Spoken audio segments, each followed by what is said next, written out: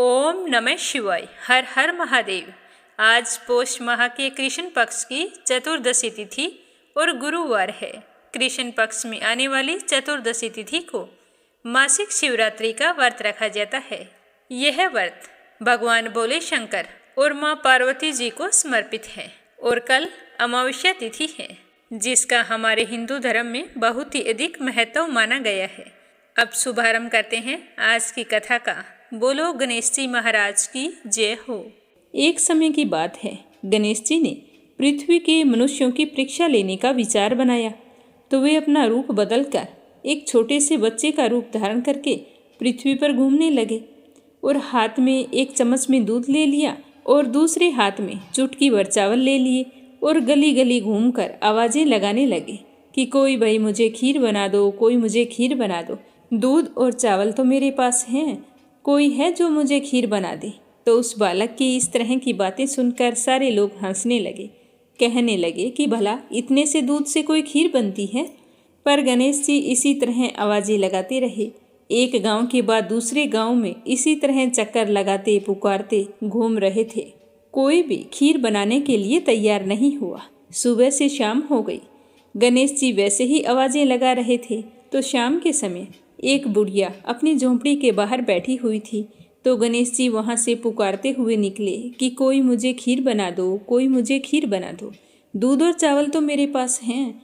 तो बुढ़िया बड़ी कोमल हृदय वाली थी, सोचने लगी कि बच्चा है, बना देती हूँ, जितनी बनेगी उतनी ठीक है। तो वो कहने लगी कि ला बेटा, मैं तुझे खीर बना देती हूँ। तो गणेश जी ने उसे चावल और चम्मच वाला दूध दे दिया। तो बुढ़िया माई उसे लेकर अंदर चली गई। तो गणेश जी भगवान कहने लगे कि बूढ़ी अम्मा, खीर बनाने के लिए बड़ा बर्तन लेकर आना। तो बुढ़िया कहने लगी कि बेटा, मेरे पास तो कोई बड़ा बर्तन है ही नहीं। तो गणेश जी कहने लगे कि नहीं बूढ़ी अम्मा, अंदर जाकर देखो तो सही।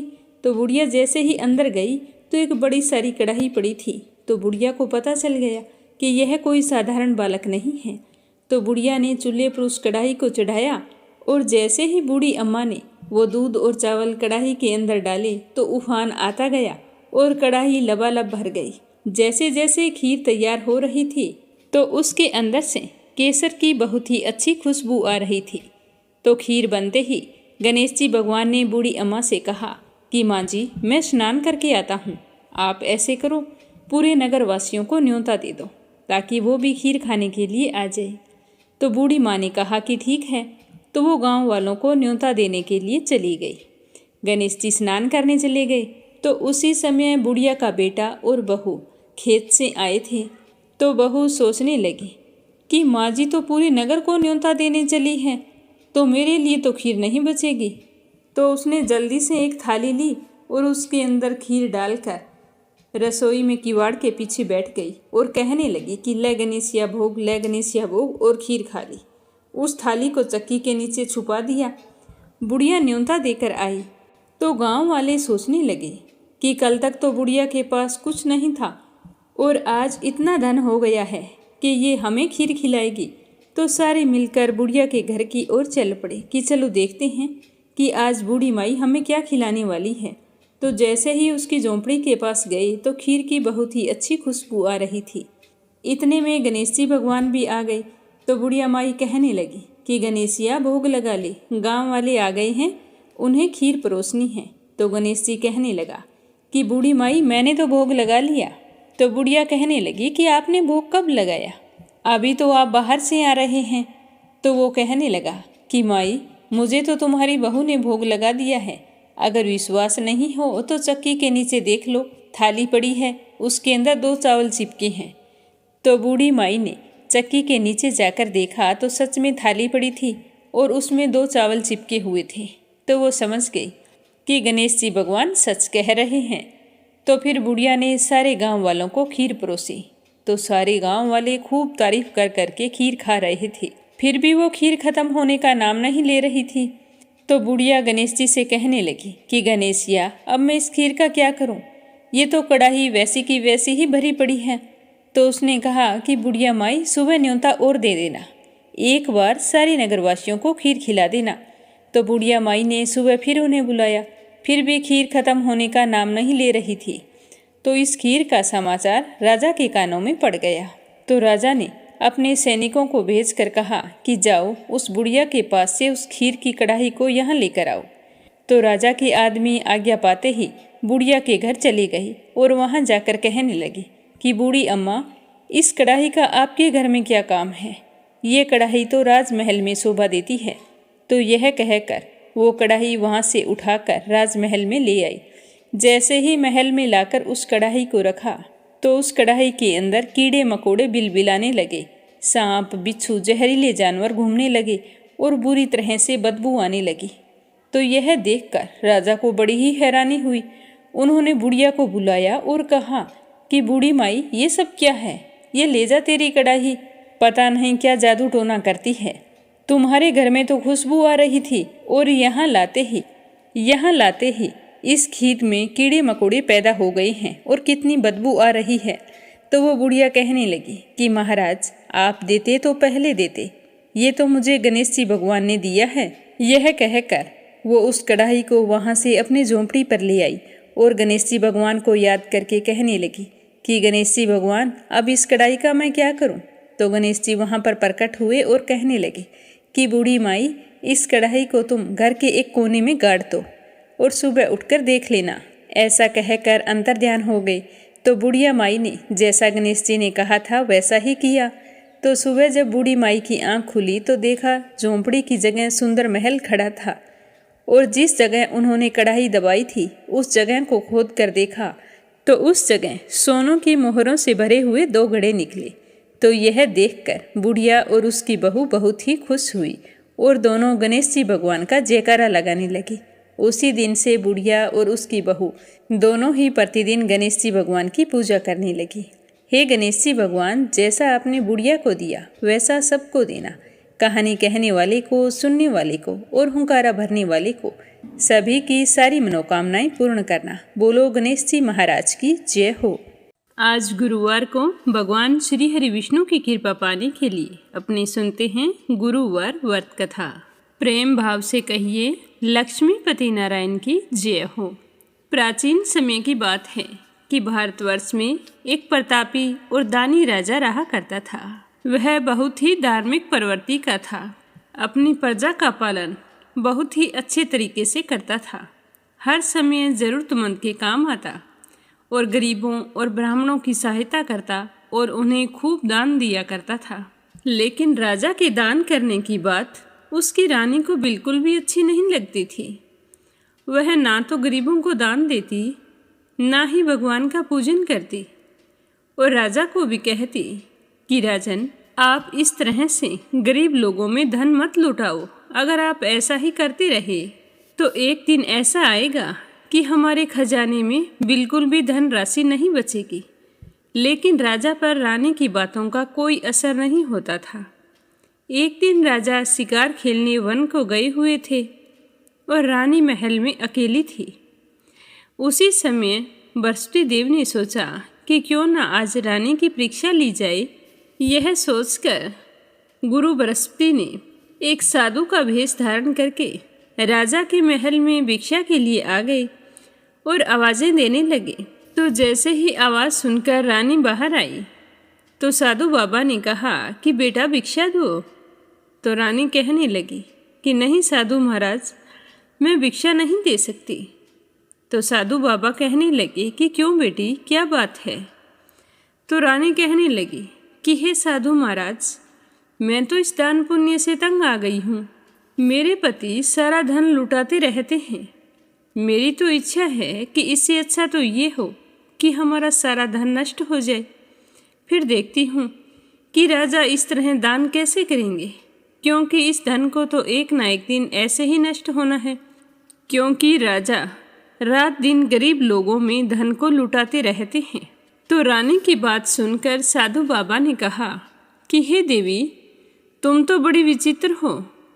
धन संतान तो सभी चाहते हैं, पुत्र और लक्ष्मी तो पापी के घर भी होने चाहिए।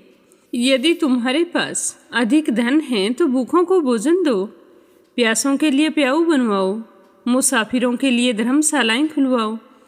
जो निर्धन लोग हैं, अपनी कुंवारी कन्याओं का विवाह नहीं करवा सकते हैं, उनका विवाह करवा दो। ये तो बड़ी सौभाग्य की बात है कि तुम्हारे पास बहुत अधिक धन है। बेटी, दान देने से कभी भी धन नष्ट नहीं होता है, वह तो 4 गुना हो जाता है। इसीलिए तुम अपने धन को अच्छे कामों में लगाओ। ऐसा करने से तुम्हारा यश लोक और परलोक में फैलेगा। परंतु रानी पर साधु बाबा की बात का कोई भी असर नहीं पड़ा। वो कहने लगी कि हे साधु बाबा, आप मुझे कुछ ना समझाएं।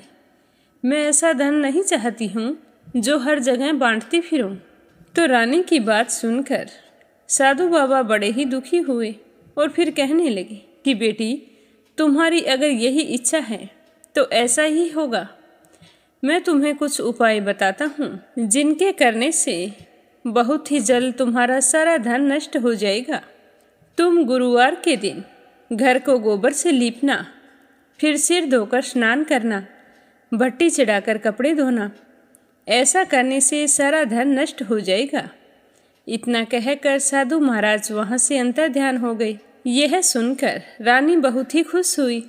अब जैसे ही गुरुवार का दिन आया तो जो उपाय साधु बाबा ने बताए थे उन सभी का पालन किया, और ऐसा करने से केवल 3 गुरुवार बीते थे कि उनकी सारी धन संपत्ति नष्ट हो गई।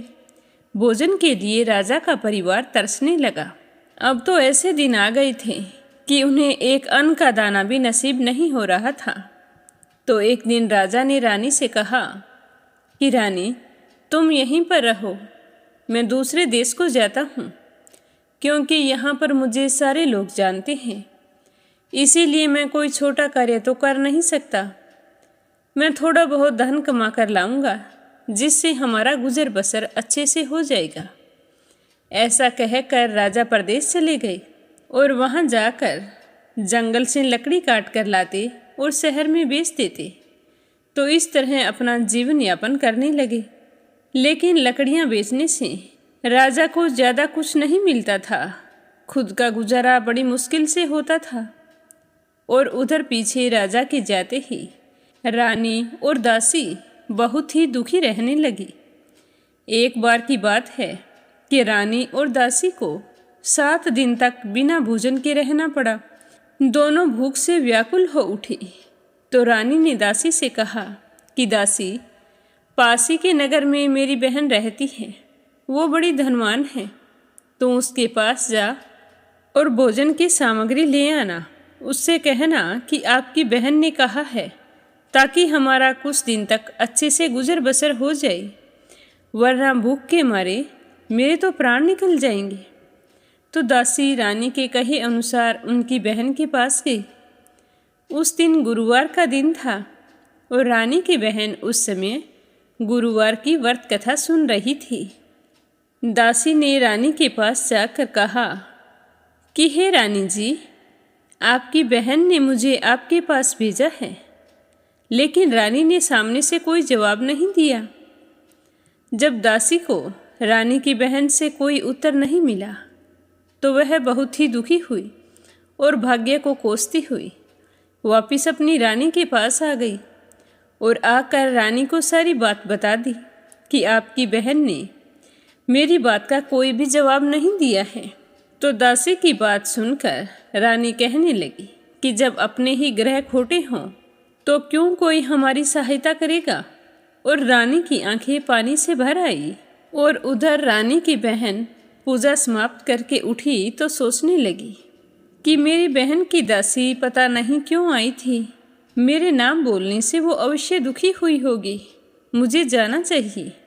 तो वह कथा और पूजन समाप्त करके जल्दी से अपनी बहन के घर आई और कहने लगी कि हे बहन, मेरा तो गुरुवार का व्रत था और मैं व्रत कथा सुन रही थी। जब तक कथा सुनते हैं तब तक ना तो बीच में उठते हैं और ना ही बोलते हैं, इसीलिए मैं चुपचाप बैठी थी। अब बताओ कि तुम्हारी दासी मेरे यहाँ क्यों गई थी। तो रानी कहने लगी कि बहन, मैं तुमसे क्या छिपाऊं। देखो, मेरे घर में खाने तक को अनाज नहीं है। हमारी आर्थिक स्थिति इतनी खराब हो गई है कि राजा को देश छोड़कर जाना पड़ा। पता नहीं वो कहाँ है, किस हाल में है। यह कहते कहते रानी की आंखें पानी से भर आई। उसने दासी समेत पिछले 7 दिनों तक भूखे रहने की बात भी अपनी बहन को विस्तार से बता दी। तो रानी की बहन कहने लगी कि देखो बहन, भगवान गुरुदेव सबकी मनोकामना पूर्ण करते हैं। देखो, शायद तुम्हारे घर में अनाज रखा हो। तो पहले तो रानी को विश्वास नहीं हुआ, पर बहन के बार बार आग्रह करने पर रानी ने अपनी दासी को अंदर भेजा।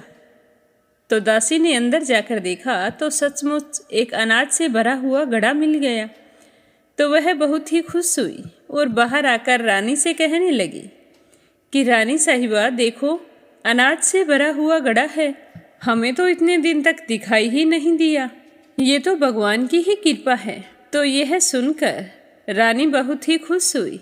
तो दासी कहने लगी कि हे रानी, अगर आपको बुरा ना लगे तो मैं एक बात कहूँ। हमें जब भोजन नहीं मिला था तो हम 7 दिन तक भूखे रहे थे।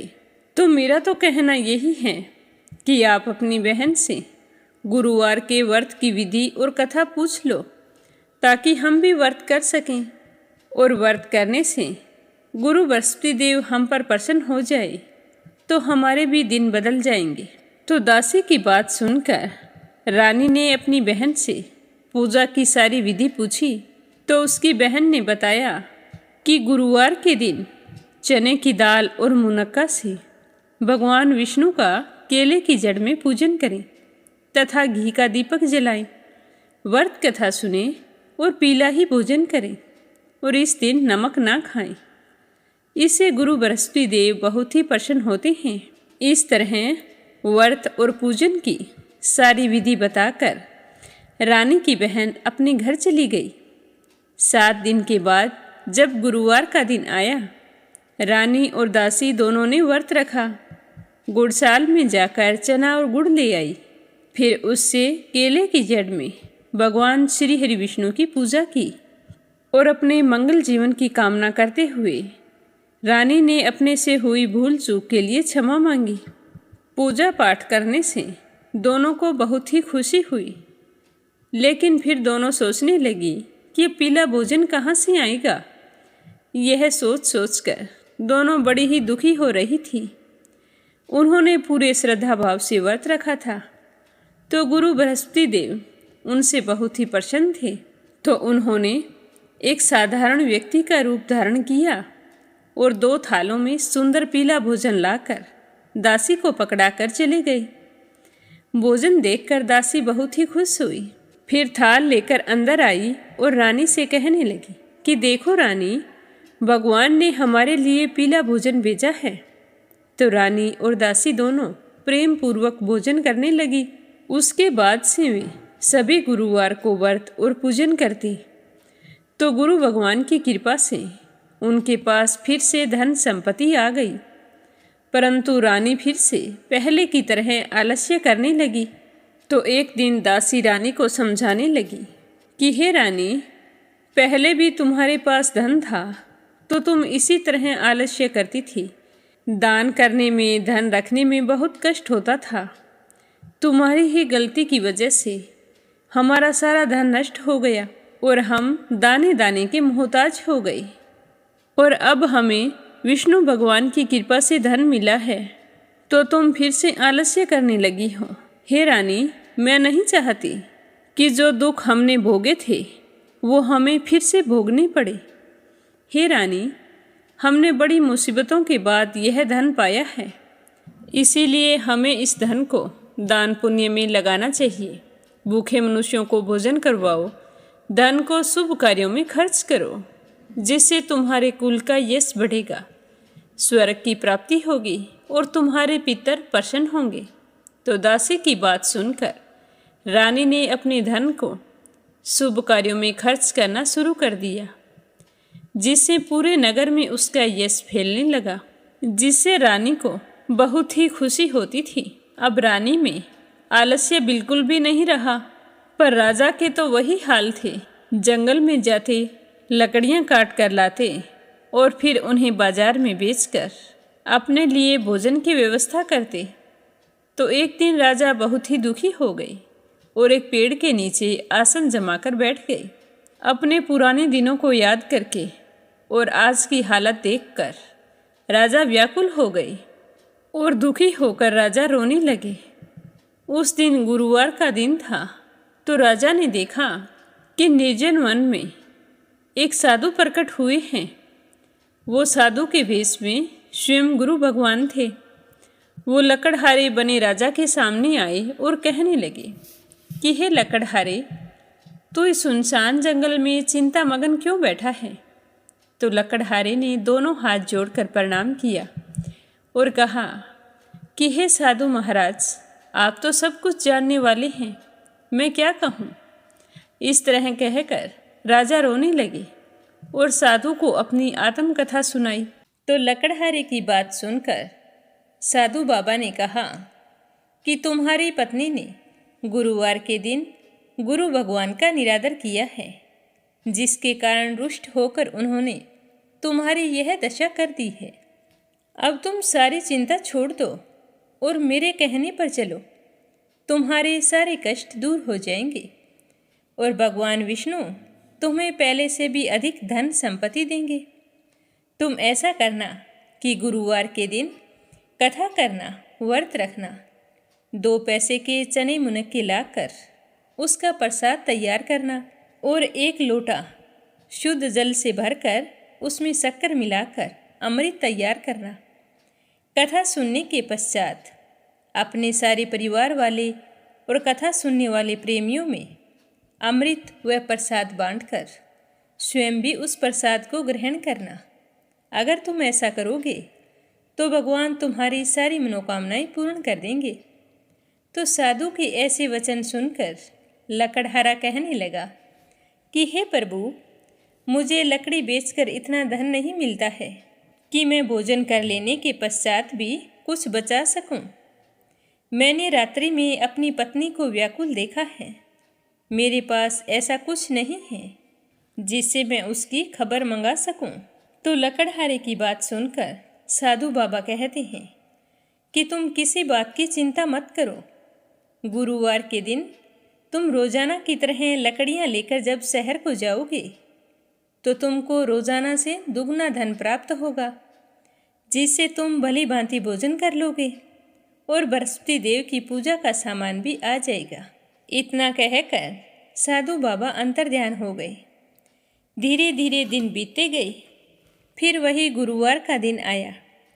लकड़हारा जंगल से लकड़ी काटकर जब शहर में बेचने के लिए गया तो उस दिन उसे और दिन से अधिक पैसा मिला, जिसे पाकर वह बहुत ही खुश हुआ और भगवान का धन्यवाद करने लगा। फिर लकड़हारे बने राजा ने चना और गुड़ आदि लाकर गुरुवार का व्रत किया, तो उसी दिन से उसके सभी कलेश दूर हो गए। परंतु जब दोबारा गुरुवार का दिन आया तो राजा व्रत रखना भूल गया और इससे गुरु बृहस्पति देव नाराज हो गए। उस दिन उस नगर के राजा ने विशाल यज्ञ का आयोजन किया था तथा शहर में यह घोषणा करवाई थी कि कोई भी मनुष्य अपने घर में भोजन नहीं बनाएगा और ना ही आग जलाएगा। अगर किसी ने भी मेरी आज्ञा का पालन नहीं किया तो उसे फांसी की सज़ा दी जाएगी। तो इस तरह की घोषणा सारे नगर में करवा दी गई। राजा की आज्ञा के अनुसार सारे लोग राजा के यहाँ जाकर भोजन करने लगे, लेकिन लकड़हारा कुछ देर से पहुँचा, इसीलिए राजा उसे अपने साथ घर लेकर आ गए और घर पर एक कमरे में बैठाकर भोजन करवा रहे थे। तो उसी समय रानी की दृष्टि उस खूंटी पर पड़ी जिस पर उसका नौलखा हार टंगा हुआ था, तो वो हार वहाँ पर दिखाई नहीं दिया। तो रानी ने सोचा कि जरूर इसी मनुष्य ने मेरा हार चुराया है। तो रानी ने उसी समय सिपाहियों को बुलाकर उसे कैद खाने में डलवा दिया। लकड़हारा बेचारा बहुत ही दुखी हुआ कि जो गुनाह मैंने किया ही नहीं उसकी सज़ा मुझे भुगतनी पड़ रही है। ना जाने मैंने पूर्व जन्म में कौन से बुरे कर्म किए थे जिसकी वजह से मुझे आज इतने दुख उठाने पड़ रहे हैं। तो इसी तरह दुखी होता हुआ वह लकड़हारा उसी साधु बाबा को याद करने लगा जो जंगल में मिला था तो सच्चे मन से याद करते ही गुरु बृहस्पति देव साधु के रूप में वहाँ पर प्रकट हो गए और लकड़हारे की दशा को देखकर कहने लगे कि अरे मूर्ख, तूने गुरुदेव की कथा नहीं की और ना ही व्रत किया है, इसी कारण तुझे ये दुख प्राप्त हुआ है। लेकिन अब तुम्हें चिंता करने की कोई आवश्यकता नहीं है। अब की बार गुरुवार का दिन आएगा तो तुम्हें कारागार के दरवाजे पर 4 पैसे पड़े मिलेंगे, तो उनसे बृहस्पति देव की पूजा करना और व्रत रखना, ते सारे कष्ट दूर हो जाएंगे। ऐसा कहकर साधु बाबा अंतर्ध्यान हो गए और लकड़हारा गुरुवार का इंतजार करने लगा। जैसे ही गुरुवार का दिन आया तो लकड़हारे ने कारागार के दरवाजे की तरफ देखा तो वहाँ पर 4 पैसे पड़े थे। देखकर वह बहुत ही खुश हुआ और उन्हें उठाकर बृहस्पति देव की पूजा करने लगा। और पूजा समाप्त होने पर उसने बड़े ही विनम्र भाव से भगवान से कहा कि हे भगवान, मैं तो अनजान और अज्ञानी हूँ। मैं व्रत और पूजा पाठ के बारे में कुछ भी नहीं जानता हूँ। अगर मुझसे कुछ भूल चूक हो गई हो तो मुझे क्षमा करना। हे भगवान, मेरे दुख दूर करो। मैं अपने घर जाना चाहता हूँ। तो गुरुदेव उसकी पूजा से बहुत ही प्रसन्न हुए और उसी रात नगर के राजा को स्वप्न में जाकर कहा कि हे राजन, तुमने जिस आदमी को कारागार में बंद किया है वह निर्दोष है और वह एक राजा है। तुम सुबह होते ही उसे छोड़ देना। तुम्हारी रानी का हार उसी खूंटी पर टंगा हुआ है। अगर तुम ऐसा नहीं करोगे तो मैं तुम्हारा धन और राज्य सब कुछ नष्ट कर दूंगा। तो इस तरह रात्रि के स्वप्न को याद करके राजा प्रातःकाल उठते ही खूंटी पर टंगे हुए हार को देखा और फिर लकड़हारे को बुलाकर उसे क्षमा मांगी। फिर लकड़हारे को योग्य सुंदर वस्त्र आभूषण देकर विदा किया।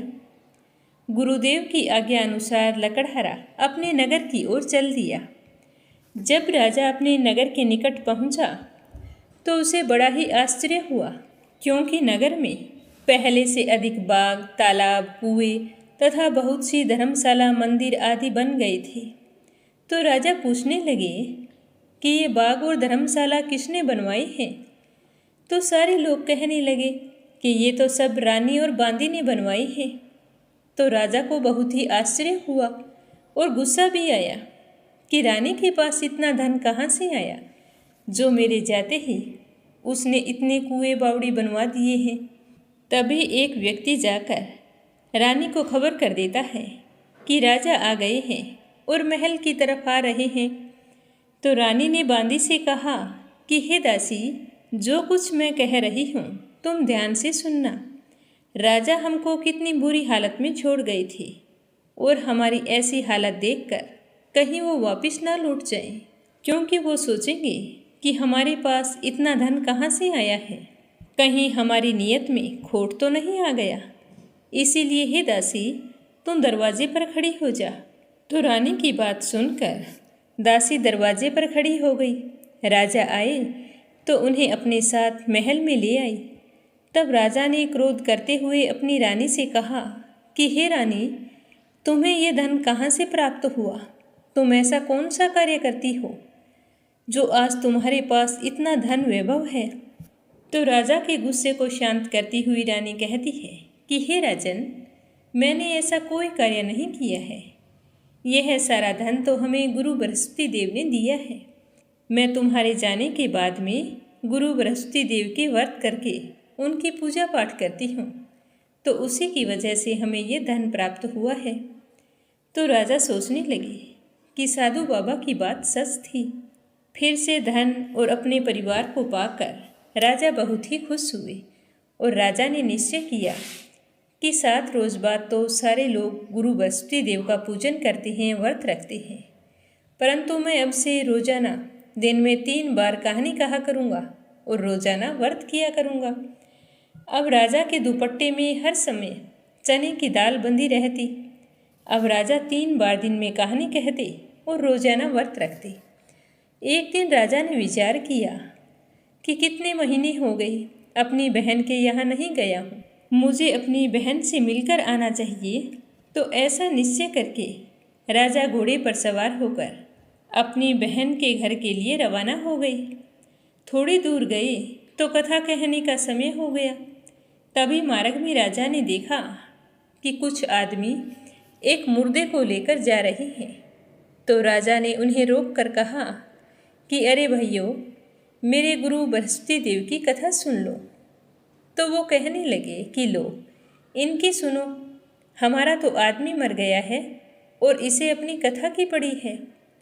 परंतु कुछ बुजुर्ग आदमी कहने लगे कि कथा सुनने में कोई हर्ज नहीं है, राम का नाम लेना अच्छा होता है। चलो सारे गुरु बृहस्पति देव की कथा सुनते हैं। तो सारे एकाग्र होकर राजा से गुरु बृहस्पति देव की कथा सुनने लगते हैं। राजा कथा कहनी शुरू करते हैं। जब कथा आदि होती है तो वह मुर्दा हिलने लगता है, और जब कथा समाप्त होती है तो वह तो राम राम कह के खड़ा हो जाता है। तो यह देखकर सभी को बहुत ही आश्चर्य होता है और सारे लोग राजा का धन्यवाद करने लगते हैं और राजा वहाँ से आगे चल पड़ते हैं। तो आगे मार्ग में उन्हें एक किसान हल चलाता हुआ मिलता है। तो राजा उसे देखकर कहते हैं कि अरे भाई, तुम मेरे गुरु बृहस्पति देव की कथा सुन लो। तो राजा की बात सुन के किसान कहता है कि भाई, तुम्हारे तो कोई कामकाज है नहीं, मेरे तो बहुत काम है। जब तक मैं तुम्हारी कथा सुनूंगा 4 हरिया जोत लूँगा। तुम यहाँ से जाओ और अपनी कथा किसी और को सुनाना, जिसके तुम्हारी तरह कोई काम ना हो, वही तुम्हारी कथा को सुन सकता है। तो राजा निराश होकर आगे चलने लगे। राजा के वहाँ से जाते ही बैल पछाड़ खाकर गिर गए और किसान के पेट में जोरों का दर्द होने लगा। उसी समय उस किसान की माँ रोटी लेकर आई। जब उसने अपने पुत्र को जमीन पर बुरी तरह से लोटते हुए देखा तो भागकर उसके पास गई और पूछा कि बेटा, क्या हुआ? तो बेटे ने सारा हाल कह सुनाया। तो उसकी माँ दौड़ी दौड़ी उस घुड़सवार के पास गई और जाकर कहने लगी कि मैं तुम्हारी कथा सुनूंगी, तुम चलो मेरे खेत पर चलकर कथा कहना। तो राजा उसकी माँ की बात सुनकर बहुत ही प्रसन्न हुए और उसके पीछे पीछे उसके खेत पर जाकर कथा कहनी शुरू की। तो कथा सुनते ही किसान के पेट का दर्द बंद हो गया और बैल भी उठ खड़े हुए। तो यह देखकर किसान की माँ बहुत ही खुश हुई और भगवान का धन्यवाद करने लगी। फिर राजा वहाँ से चलकर अपनी बहन के घर पहुँच गई। बहन अपने भाई को घर आया देखकर बहुत ही खुश हुई और अपने भाई की खूब मेहमानी की। दूसरे दिन सुबह जब राजा उठे तो वो इधर उधर देखने लगे। उनके घर सारे लोग भोजन कर रहे थे। तो राजा की बहन कहने लगी कि भैया, आप क्या देख रहे हैं?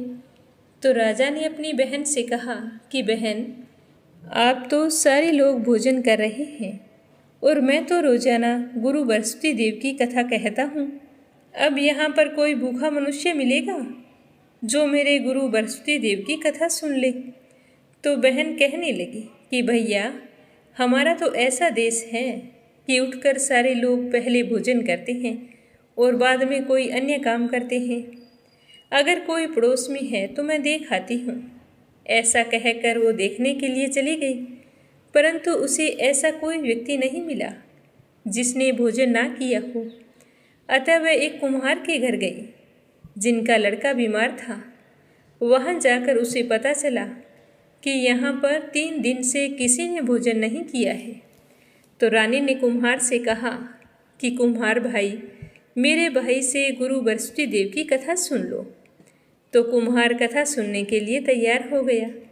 तो राजा ने उनके घर जाकर जैसे ही कथा कही तो कुम्हार का लड़का बिल्कुल ठीक हो गया।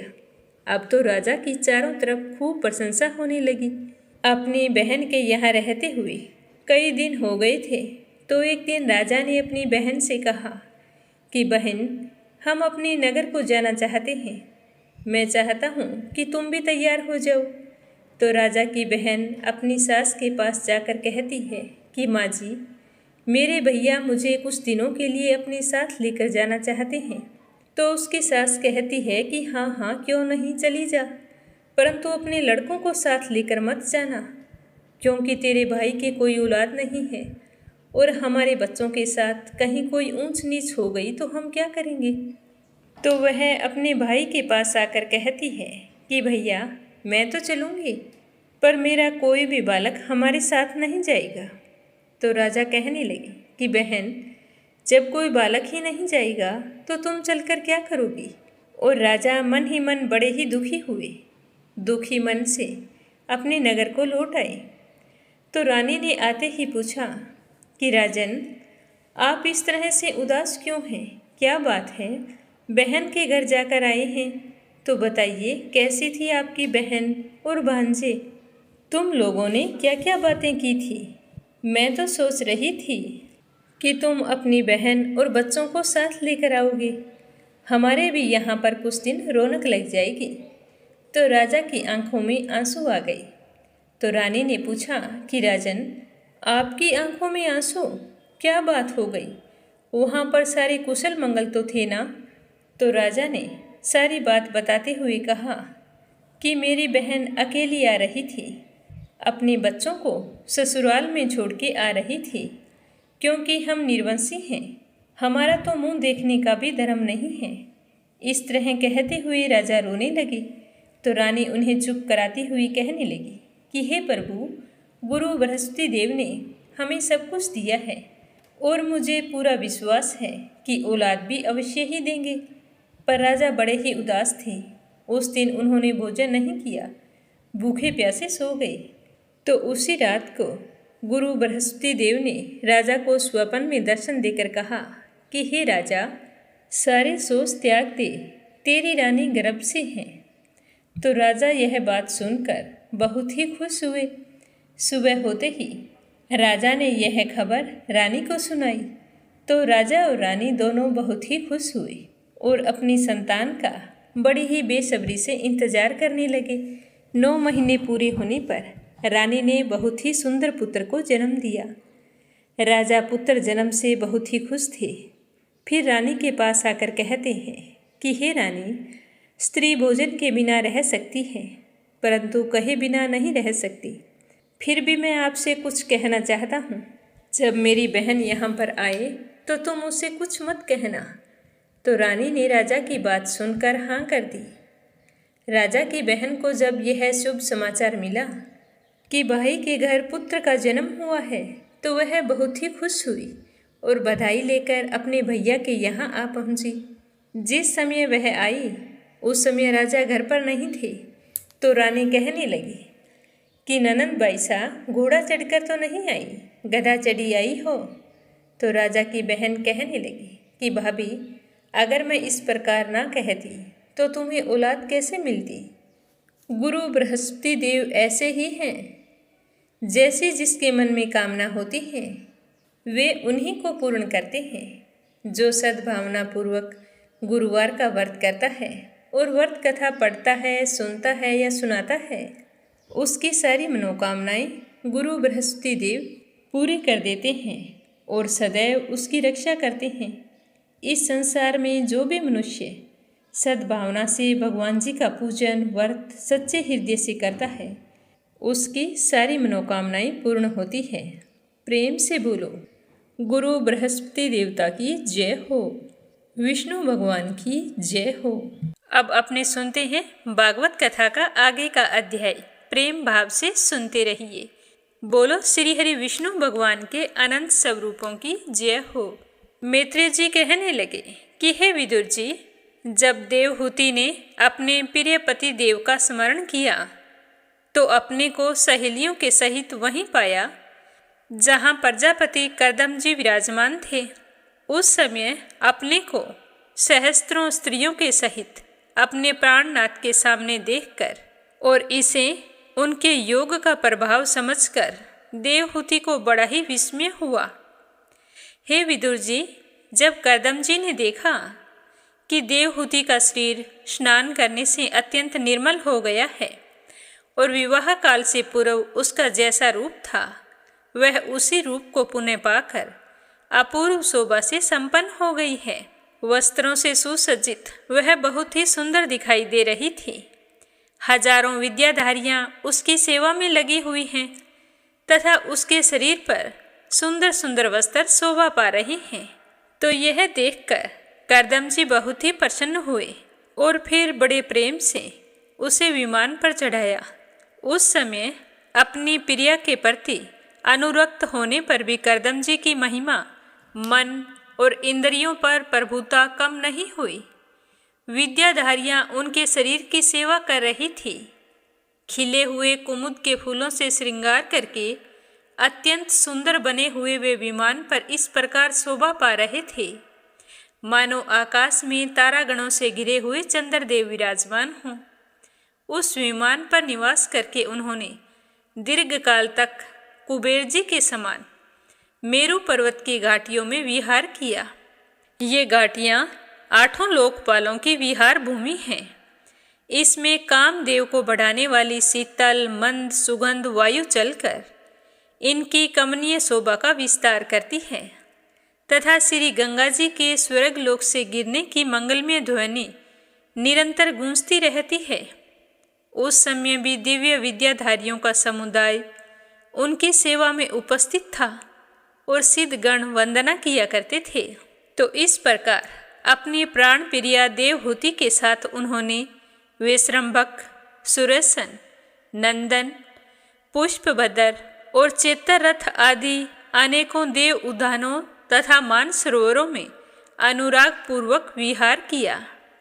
उस कांतिमान और इच्छा अनुसार चलने वाले श्रेष्ठ विमान पर बैठकर वायु के समान सभी लोकों में विचरते हुए करदम जी विमान विहारी देवताओं से भी आगे बढ़ गए।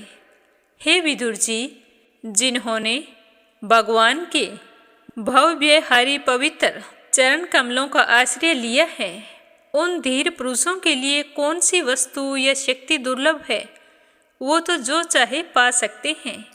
इस प्रकार महायोगी करदम जी यह सारा भूमंडल जो द्वीप, वर्ष आदि की विचित्र रचना करने के कारण बड़ा ही आश्चर्य में प्रतीत होता है, वह सब कुछ अपनी प्राण प्रिया को दिखाया और फिर अपने आश्रम को लौट आए। फिर करदम जी ने अपने आप को 9 रूपों में विभक्त किया और रति सुख के लिए अत्यंत उत्सुक मनु-कुमारी देवहूति को आनंदित करते हुए उसके साथ बहुत वर्षों तक विहार करते रहे। उनका यह समय इतना लंबा था, फिर भी एक मुहूर्त के समान बीत गया। उस विमान में रति सुख को बढ़ाने वाली बड़ी सुंदर सैया का आश्रय ले अपने परम रूपवान प्रियतम के साथ रहती हुई देवहूति को समय का भान ही नहीं रहा कि इतना समय बीत गया है। उसे तो वह समय एक क्षण के समान लग रहा था। इस प्रकार वो पति पत्नी सैकड़ों वर्षों तक विहार करते रहे।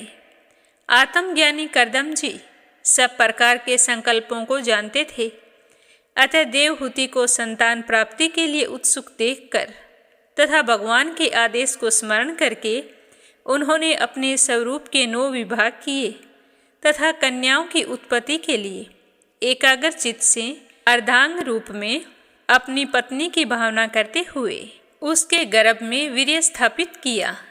इससे देवहूति के एक साथ ही 9 कन्याएं पैदा हुई। वे सभी की सभी सर्वांग सुंदरी थी, एक से बढ़कर एक थी। उनके शरीर से लाल कमल की सी सुगंध निकलती थी। और एक दिन देवहूति ने देखा कि पूर्व प्रतिज्ञा के अनुसार उसके पति संन्यास आश्रम ग्रहण करके वन को जाना चाहते हैं, तो उसने अपने आंसुओं को रोककर ऊपर से मुस्कुराते हुए व्याकुल एवं संतप्त हृदय से धीरे धीरे बड़ी मीठी वाणी में कहा। उस समय उसने अपना सिर नीचे झुका रखा था और अपने चरण कमलों से पृथ्वी को खुरेद रही थी। देवहूति ने कहा कि हे स्वामी, आपने जो कुछ प्रतिज्ञा की थी वह सब तो पूर्णतः निभा दी गई है, तो भी मैं आपकी शरणागत हूँ, अतः आप मुझे अभ्यदान और दीजिए। हे स्वामी, इन कन्याओं के लिए योग्य वर खोजने पड़ेंगे और आपके वन को चले जाने के बाद मेरे जन्म मरण रूप शोक को दूर करने के लिए कोई तो होना चाहिए।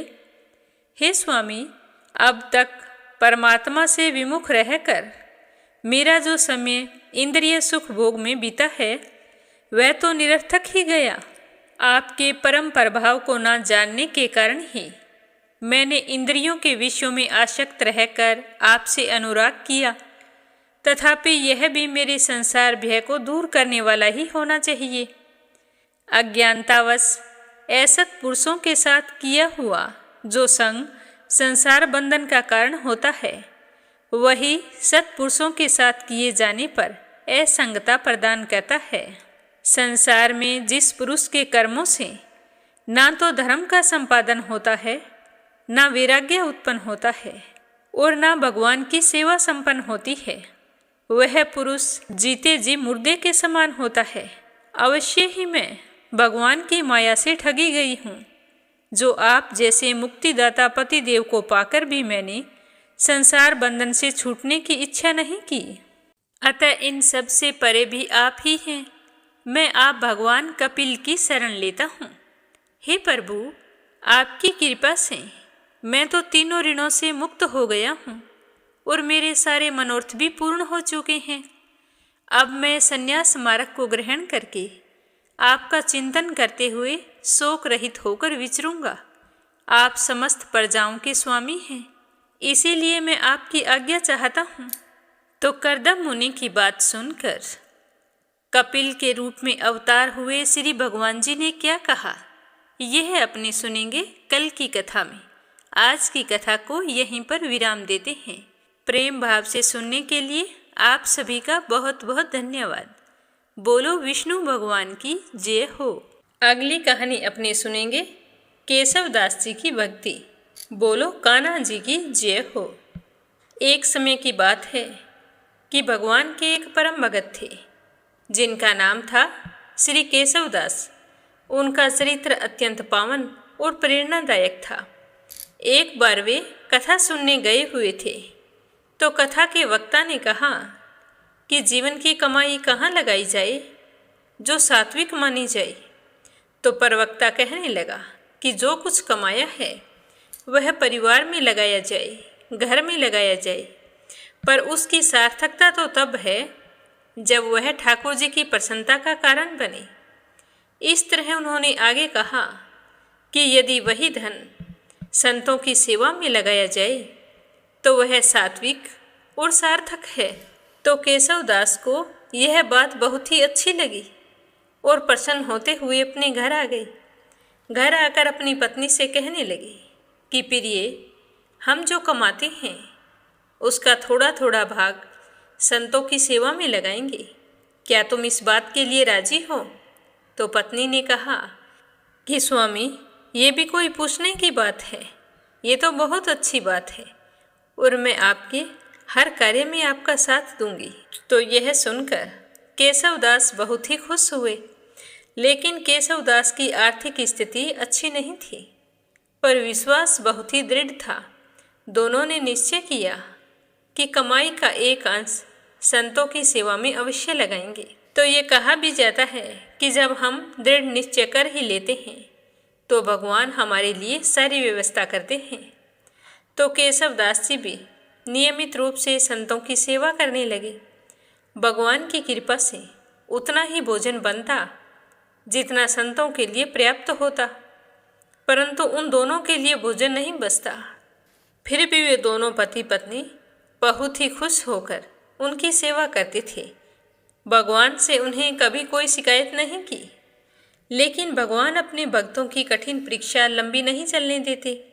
अब धीरे धीरे केशव जी का सारा धन समाप्त हो गया। अब सेवा के लिए उनके पास कुछ भी नहीं था। तो उन्होंने सोचा कि चलो कर्ज ले लेते हैं, लेकिन संत की सेवा जो शुरू की है वो बीच में नहीं छूटनी चाहिए। तो यह सोचकर केशव दास जी बाजार गए, पर किसी ने उन्हें उधार धन नहीं दिया। अंत में वे एक व्यापारी से मिले जो बहुत ही चतुर था। व्यापारी ने कहा कि ब्याज नहीं चाहिए, बस एक सेवा कर दो। तो यह सुनकर केशव जी बहुत ही प्रसन्न हुए और उसे बिना बात पूछे हाँ कह दी कि जो आप सेवा को कहोगे वो मैं करने को तैयार हूँ। तो व्यापारी ने उसे धन दे दिया। तो धन लेकर केशवदास बहुत ही प्रसन्न हुए और संत सेवा पूरी करके अपनी पत्नी से कहने लगे कि हे प्रिय, अब चिंता मत करो, हमारे लिए 1 हफ्ते के लिए पर्याप्त मात्रा में धन है। तो पत्नी पूछने लगी कि स्वामी, आप इतना धन कहाँ से लेकर आए? तो उसका पति कहने लगा कि सेवा से सब हो जाएगा, सिर्फ हमें सेवा ही तो करनी है। अब मैं जाता हूँ, व्यापारी ने मुझे बुलाया था कि एक छोटी सी सेवा करनी है। तो केशवदास जी व्यापारी के पास गए तो व्यापारी कहने लगा कि हमारी ज़मीन पर एक कुआं खोदना है। यह काम आसान नहीं था, फिर भी केशव जी ने खुशी खुशी हाँ कर दी। फिर रोज़ाना समय निकाल कर खुदाई करते, फावड़ा चलाते, मिट्टी भरते, लेकिन राम का नाम जपते रहते। उन्होंने नियम बना लिया था कि राम का नाम जपेंगे, कोई सांसारिक बात नहीं करेंगे। तो उसकी पत्नी पीछे सोचने लगी कि रोज़ाना सुबह सवेरे पता नहीं कहाँ चले जाते हैं और आते हैं तो बहुत ही थके हुए होते हैं। उसने 1-2 बार पूछा भी था, लेकिन उसके पति ने कोई जवाब नहीं दिया कि बस यहीं पर कोई काम से गया था। तो एक दिन उसकी पत्नी सोचने लगी कि मुझे पता तो लगाना ही होगा कि ये कहाँ जाते हैं और क्या करते हैं। जैसे ही उसका पति सुबह कुआं खोदने के लिए गया, तब उसकी पत्नी पीछा करते हुए वहाँ पर पहुँच गई और अपने पति को इस तरह अकेले इतनी मेहनत करते हुए देखकर उसे बड़ी ही दया आई और वो कहने लगी कि स्वामी, आप मुझे साथ ले आते, आपने मुझे क्यों नहीं बताया? यह कहकर वो अपने पति के साथ कुआं खोदने लगी, मिट्टी फेंकने लगी। अब केशव जी बट्ठल भरने लगे और उनकी पत्नी फेंकने लगी और दोनों राम नाम जपने लगे। इस तरह करते करते दोनों को इस काम में भी आनंद आने लगा, सेवा भी हो रही थी और व्यापारी का कुआं भी खुद रहा था। तो व्यापारी भी बहुत ही प्रसन्न था। कुछ दिनों बाद में कुएं में पानी आ गया, लेकिन तभी अचानक से तेज हवा चली और आसपास जो मिट्टी थी वो फिसलकर अंदर गिर गई। अब केशव जी तो उसमें दब गए। पत्नी बेचारी रोती बिलखती जोर जोर से चिल्लाने लगी कि कोई बचाओ, मेरे पति कुएं में दब गए हैं। पर कोई नहीं आया, क्योंकि वो गरीब थे। अब गरीब की सहायता करे भी तो कौन? जो भगवान का भक्त हो वही कर सकता है। कुछ समय बाद वहाँ पर लोग इकट्ठा हुए और कहने लगे कि इतनी मिट्टी अंदर गिर गई है तो तुम्हारा पति तो मर चुका है, अब तुम घर जाओ। पत्नी बेचारी रोती बिलखती घर आ गई। 1 महीना बीत गया। पूरे गांव में केशव जी को मरा हुआ घोषित कर दिया, पर उसकी पत्नी घर पर ही भगवान का नाम जपती रहती, साधु संतों की सेवा करती हुई ठाकुर जी से कहती कि हे ठाकुर जी, गरीबी से दुखी नहीं थी, पर पति के वियोग से मैं बहुत ही दुखी हूँ, मुझे कोई रास्ता दिखाओ। अब जहाँ दोनों पति पत्नी कुआं खोदते थे वहाँ एक मिट्टी का टीला बन गया और जब भी लोग वहाँ से गुजरते तो वहाँ राम नाम की ध्वनि सुनाई देती।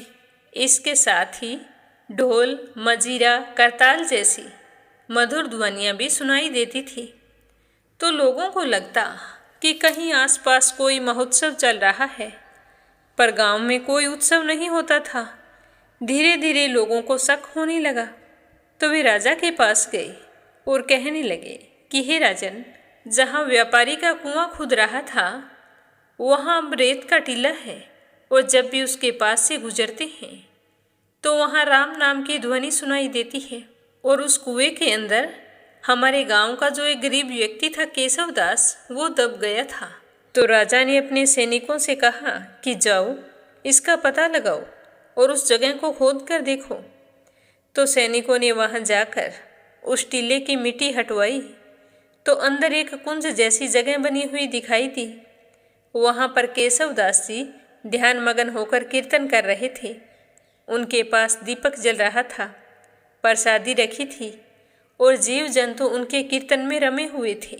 तो यह देखकर सैनिकों और गांव वालों को बड़ी ही हैरानी हुई और वे जोर जोर से श्री राम का जयकारा लगाने लगे।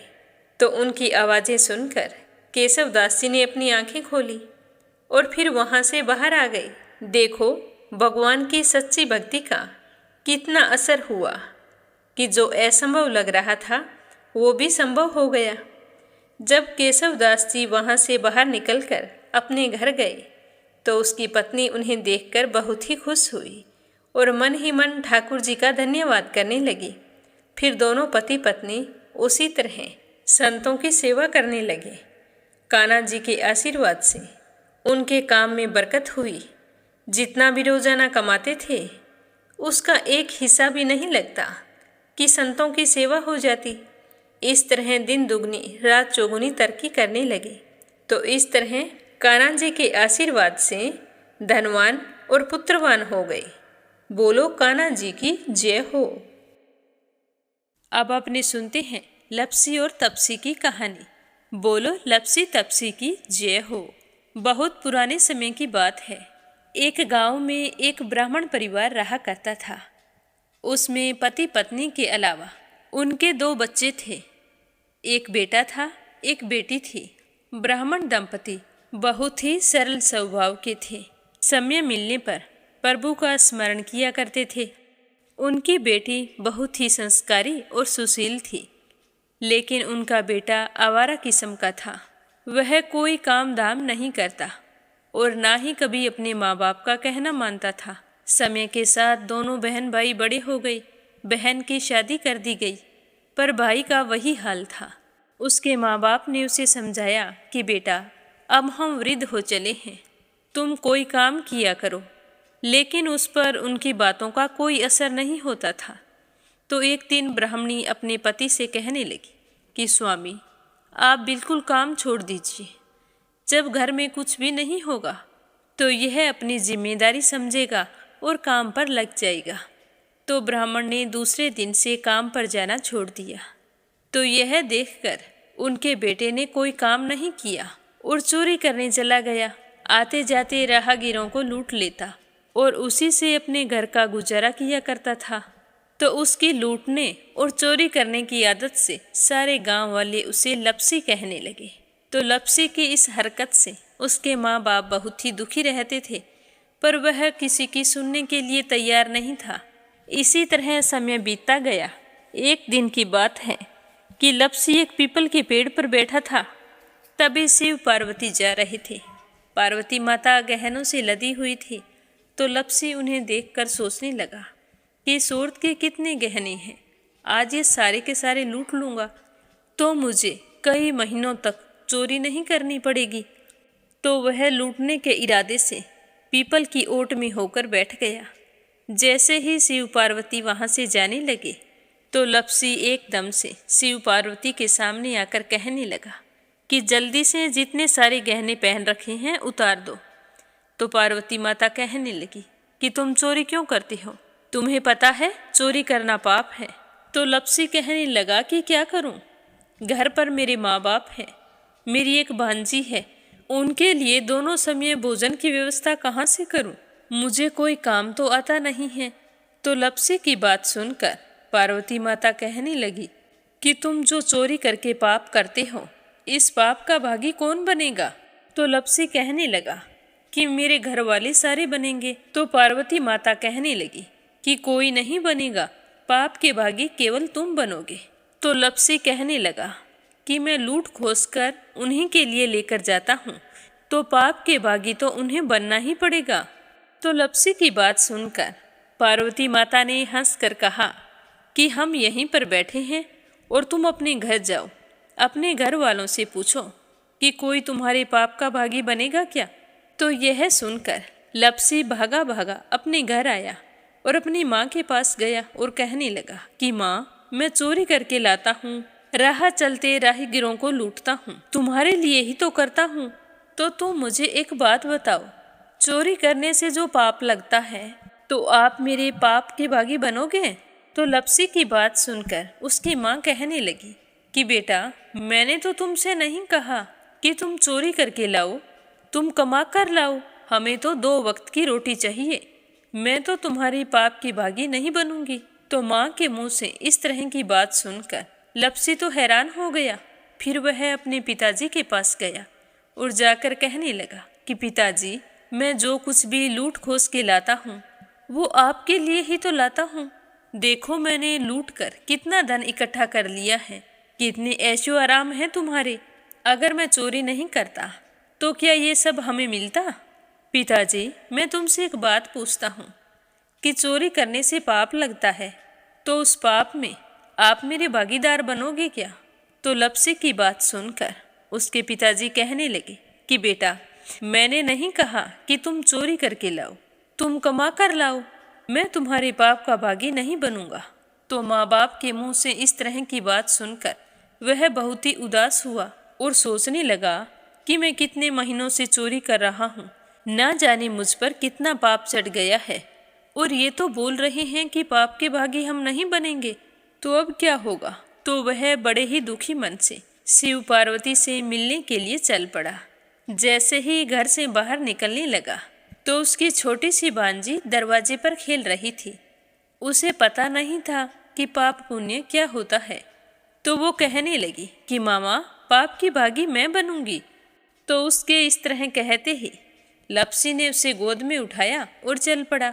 शिवजी भगवान और पार्वती माता के पास जाकर कहने लगा कि घर वालों ने पाप का भागी बनने से मना कर दिया है और एक यही है जो पाप की भागी बनने को तैयार है। फिर लप्सी बड़े ही दीन स्वर में कहने लगा कि हे भगवान, मैं समझ गया हूँ कि चोरी करना पाप है। आज तक जो मैंने काम किया वो बहुत ही गलत था, लेकिन अब मैं इसका प्रायश्चित करना चाहता हूँ। अब तुम ही बताओ, मुझे मेरे पापों से मुक्ति कैसे मिलेगी? तो उसकी बात सुनकर शिव पार्वती बहुत ही खुश हुए और लप्सी को कच्चे सूत का एक छोटा सा गोला देते हुए कहा कि लप्सी, ये सूत लो और इस पीपल के चारों ओर परिक्रमा लगाओ। जब यह सूत समाप्त हो जाएगा तब तुम्हारे सारे पाप नष्ट हो जाएंगे। तो यह सुनकर लप्सी बहुत ही खुश हुआ। सोचने लगा कि छोटा सा गोला है, अभी लपेट कर घर चला जाऊंगा, उसके बाद में कभी कोई पाप नहीं करूंगा। फिर उसने अपनी बांजी को कंधे पर बैठाया और पीपल की परिक्रमा लगानी शुरू कर दी। अब भगवान का वह सूत खत्म कहाँ होने वाला था। लप्सी चक्कर लगाता गया पर वह सूत खत्म नहीं हुआ। चक्कर लगाते लगाते 1 महीने, 6 महीने, साल, पूरे 12 साल बीत गए, पर वह सूत खत्म नहीं हुआ। 12 साल बाद एक बार फिर शिव पार्वती जी वहाँ से गुजर रहे थे, तो पार्वती माता ने कहा कि स्वामी, चलो लप्सी को चलकर देखते हैं। तो शिवजी कहने लगे, वो चोरी करने वाला, लूटने वाला कब का चला गया होगा? तो पार्वती माता कहने लगी कि नहीं स्वामी, चलकर देखने में क्या जाता है, चलो एक बार देखते हैं। तो शिव पार्वती जी जैसे ही पीपल वृक्ष के पास आए तो देखा कि लप्सी तो अब भी चक्कर लगा रहा है। वहाँ चारों ओर गहरी खाई हो गई है और लप्सी की बड़ी बड़ी दाढ़ी, मूंछें, नाखून बढ़ गए हैं। तो यह देखकर पार्वती माता ने कहा कि देखो स्वामी, आप तो कह रहे थे कि वो कब का ही चला गया, देखो इसके मन में सच्ची भक्ति है। तो पार्वती की बात सुनकर शिवजी ने कहा कि चलो अभी देख लेता हूँ। तो यह कहकर शिवजी ने एक सोने का कड़ा लप्सी के आगे फेंक दिया। तो लप्सी ने झट से उसके ऊपर पैर कर लिया। फिर अचानक से उसका ध्यान शिव पार्वती जी की ओर गया, तो वो हाथ जोड़कर कहने लगा कि भगवान, अब तो मेरे पाप समाप्त हो गए होंगे, आप मुझे यहाँ से जाने की आज्ञा दीजिए। आपका यह सूत अभी तक खत्म नहीं हुआ है। तो शिवजी भगवान ने कहा कि तुम्हारे पाप कर्म भी अभी तक पूरे नहीं हुए हैं। तो शिवजी की बात सुनकर लप्सी कहने लगा कि भगवान, मुझे पूरे 12 वर्ष हो गए हैं आपकी भक्ति करते करते, और अब भी आप मुझ पर शक कर रहे हैं। तो शिवजी ने कहा कि अपना पैर उठाओ। तो जैसे ही लप्सी ने अपना पैर उठाया तो उसके पैर के नीचे सोने का कड़ा था। तो यह देखकर लप्सी शर्मिंदा हो गया और कहने लगा कि प्रभु, गलती हो गई, मुझे माफ़ करो, आगे से मैं ऐसी गलती कभी नहीं करूँगा। तो शिवजी कहने लगे कि नहीं लप्सी, तुम्हारा पाप ऐसे पूरा नहीं हो सकता, अब तुम्हें 12 वर्ष तक और इसी तरह परिक्रमा करनी होगी, उसी के बाद तुम्हारे पाप समाप्त होंगे। यह कहकर शिव पार्वती वहाँ से चले गए और वह फिर से पीपल के पेड़ की परिक्रमा करता रहा। करते करते 12 साल बीत गए। 12 साल बाद में शिव पार्वती जी वहाँ पर आए तो उन्होंने देखा कि आज भी वो वहीं पर चक्कर लगा रहा है। तो शिव जी ने फिर उसके सामने सोने की अंगूठी फेंकी, पर उसने कोई ध्यान नहीं दिया। तो शिव जी भगवान प्रसन्न होकर कहने लगे कि हे लपसी, आज से तुम मेरी तपस्या करके तपसी बन गए हो। मैं तुम्हें वरदान देता हूँ कि तुम अपने जीवन में सारे सुखों को प्राप्त करेगा। और तूने 24 बरस तक मेरी भक्ति की है, इसका फल भी तुझे अवश्य मिलेगा। जो भी औरत गाय और कुत्ते की रोटी नहीं बनाएगी, उसका पुण्य फल तुम्हें मिलेगा। आंगन लीप कर दहलीज नहीं लीपेगी, तो उसका पुण्य फल भी तुझे ही मिलेगा। अगर हमारे घर की बहन बेटी को हम सूट, तीवल या साड़ी भेंट स्वरूप देते हैं, तो साथ में मोली का धागा और कुछ रुपए नहीं देंगे, तो उसका पुण्य फल भी तुम्हें ही मिलेगा। अगर कोई दिए से दिया जलाएगा, तो उसका पुण्य फल भी तुम्हें ही मिलेगा। अगर व्रत और पूजा पाठ में सारी कहानी सुन ले और तुम्हारी कहानी ना सुने, तो उसका पुण्य फल भी तुम्हें ही मिलेगा। कहा जाता है कि तभी से सुबह पहली रोटी गाय की और सुबह की अंतिम रोटी छोटी बनाई जाती है, और शाम को अंतिम रोटी बड़ी बनाई जाती है जो कुत्ते की होती है। और दिए से दिया भी नहीं जलाया जाता। और घर की बहन बेटियों को सूट और तीवल के साथ भेंट स्वरूप कुछ रुपए भी जरूर दिए जाते हैं। और उसी दिन से हर व्रत कथा के बाद में लपसी तपसी की कहानी जरूर सुनी जाती है। और कथा समाप्त होने पर कहा जाता है कि लपसी का फल लपसी को मिले, तपसी का फल तपसी को मिले। हमारी पूजा पाठ का, हमारे व्रत का और हमारी कहानी का पुण्य फल हमें मिले। बोलो लपसी तपसी की जय हो। तो ये थी लपसी और तपसी की कहानी। लपसी तपसी दो भाई नहीं थे। लपसी और तपसी एक ही आदमी का नाम था। लूट कर लाता था, इसीलिए उसे लपसी के नाम से पुकारते थे। और फिर भगवान की तपस्या करने के कारण उसे तपसी के नाम से जाना जाने लगा। बोलो लपसी तपसी की जय हो। अब अपने सुनते हैं कथा सुनने वाले प्यारे श्रोताओं के नाम। इससे पहले आज किसी कारणवश कल की कथा देरी से प्रस्तुत हुई थी, इसके लिए मैं क्षमा प्रार्थी हूँ। आज का पहला कमेंट है उषा शर्मा राजस्थान से, दूसरा है बिप्लब हांजोंग असम से, और तीसरा है बीना देविका कनिका वाशने अलीगढ़ से, राधा रोहिला दिल्ली से, पूनम यादव करेली से, संजना राजपूत अहमदाबाद से, आशा शर्मा, विष्णु, ज्योति, अंशु भीलवाड़ा से, संजय, सोनिया, हिताक्षी, दीपेश, मयंक हरियाणा से, अपराजिता मीना श्रीवास्तव नेपाल से, श्रीमती यशोदा उड़ीसा से, डॉक्टर चंद्रमणि मनिका, डॉक्टर रुक्मणी देवी, कैला देवी, हंसराज जी, पवन कुमार जी, संजीव कुमार जी, रंजन, मान्या, याम्या दिल्ली से, आशा अग्रवाल, लड्डू, मोहित, अंकुर अग्रवाल आगरा से, गीता गोस्वामी, सुनीता गोस्वामी, पीहू गोस्वामी मेरठ से, दिल्ली बहादुर भंडारी, सरिता भंडारी, नम्रता भंडारी, सूरज भंडारी नेपाल से, सुनीता पवार, कृषु पवार मध्य प्रदेश से, सीमा जोशी, रवि कुमार जोशी दिल्ली से, रवि सैनी, सीमा सैनी मलियाना से, सरला रानी करणपुर से, श्यामवती, सुषमा, विष्णु, कार्तिक, पूर्वी, रुपेश हरियाणा से, बीनू मेहरा दिल्ली से, शीला सिन्हा, मीरा श्रीवास्तव, ममता श्रीवास्तव, माला छम्मा जौनपुर से, परमेश्वरी रघुवीर सिंह दिल्ली से, श्याम सुंदर गोरखपुर से, सरिता शामली से, इंदिरा तिवारी, शांति प्रसाद तिवारी, शुभांकित, दीपांकित, सुरभि, जया तिवारी, वैभवी ऐश्वर्या तिवारी उत्तराखंड से, वंदना वर्मा इंदौर से, मीरा अग्रवाल बंगाल से, मीनू वालिया दिल्ली से, शोभा कुंवर पुरोहित अहमदाबाद से, श्वेता, श्रुति, लक्ष्मी, प्रिंस, रितु, रितेश, गुरुचरण साहू उड़ीसा से, मंजुला कपूर पंजाब से, मोनिका नागर तिगांव से, कमला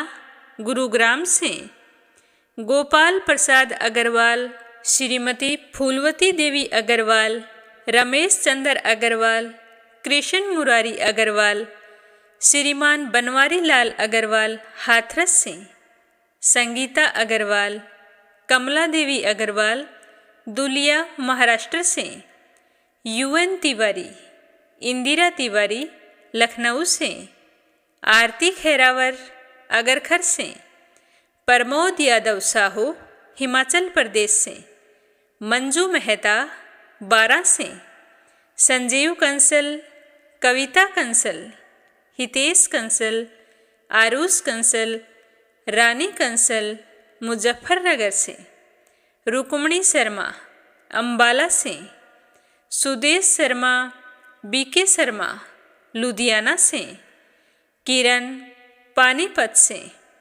निर्मला पांचाल करनाल से, मंजू देवी कुशीनगर से, नंदा पांडुरंग पुजारी ब्रह्मपुरी महाराष्ट्र से, चंद्रकांता दिल्ली से, गीता गोस्वामी, सुनीता गोस्वामी, खुशी गोस्वामी मेरठ से, शशि, सौरभ, सालू, अंकित, यशी, दर्शी पटना से, इंदिरा रावत, मोहित रावत पलवल से, के लक्ष्मण दास उमरकोट से, मंजू चौधरी भीलवाड़ा से, दीपिका यादव रायपुर से, कमला देवी भीलवाड़ा से, मधु प्रजापति रजनी बड़ोला उत्तराखंड से, अशोक कुमार जी भटनागर भोपाल मध्य प्रदेश से, कमलेश भल्ला जम्मू से,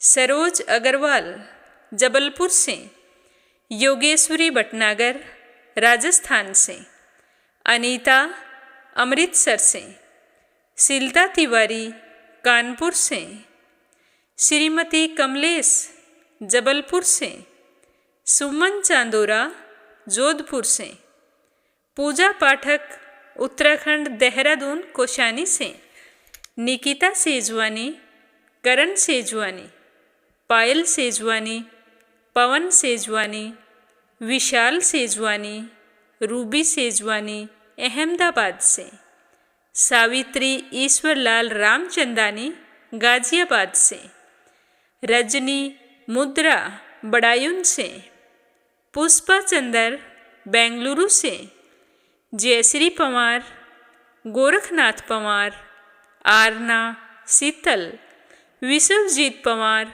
महाराष्ट्र से, कमलेश लाल रुड़की से, श्रीचंद यादव गया बिहार से, राधिका मिश्रा, सचिन मिश्रा, सोनम मिश्रा, जानवी मिश्रा, सीता मिश्रा, गोरी मिश्रा बाराबंकी से, दिनेश प्रजापति, शशि वर्मा, अंजलि वर्मा, करण वर्मा पंजाब से, स्मिता सीताराम गायकवाड़ महाराष्ट्र से, शांता भेन वाघेला गुजरात के मंडल से। तो ये है उन प्यारे श्रोताओं के नाम जो रोज़ाना बड़े ही श्रद्धा भाव से कथाओं को सुनते हैं और कमेंट करके भी बताते हैं। तो प्रेम भाव से सुनने के लिए आप सभी का बहुत बहुत धन्यवाद। श्री हरि के आशीर्वाद से आपकी सारी मनोकामनाएं पूर्ण हों। सभी श्रोताओं के सुख सौभाग्य की कामना करते हुए ओम नमः शिवाय, हर हर महादेव।